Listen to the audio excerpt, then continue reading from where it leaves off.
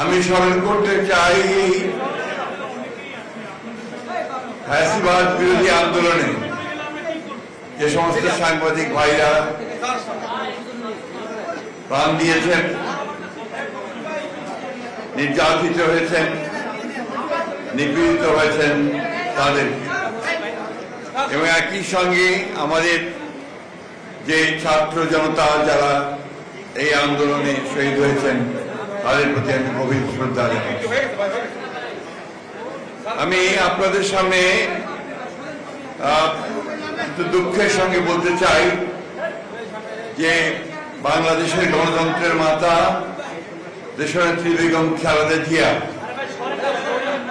তিনি গত দুদিন ধরে অত্যন্ত অসুস্থ অবস্থায় এবার কেয়ার হাসপাতালে আছেন, এবং গতকাল রাতে আমি প্রায় দুটোর সময় ফিরেছি, তখন ডাক্তাররা চেষ্টা করছিলেন।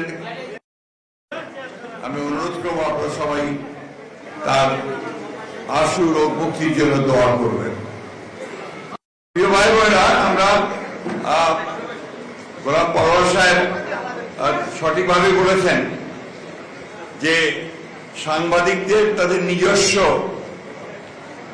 যে দাবি দেওয়া, তাদের নিজস্ব যে কাজ, এবং ইউনিয়ন যে মূল যে কাজটা তাদের দাবি দেওয়া নিয়ে মালিক পক্ষ অথবা সরকারের সাথে কাজ করা, সেটাই প্রত্যেকেই বোধহয় সবচেয়ে বেশি গুরুত্ব দেওয়া আছে। কোন রাজনৈতিক দলের নিজের ভিত্তিক করলে সমস্যার সমাধান হয় না। আপনারা যদি কেউ বিরোধী দলই বলেন বা সরকার দল বলেন, তাহলে সেটা করে দেওয়া হয় না। গত 15 বছরে ফ্যাসিবাদ অর্থাৎ শেখ হাসিনা পরিকল্পিত হবে আপনার গণমাধ্যমের এই জায়গাটাকে একদম ধ্বংস করে দিয়েছে।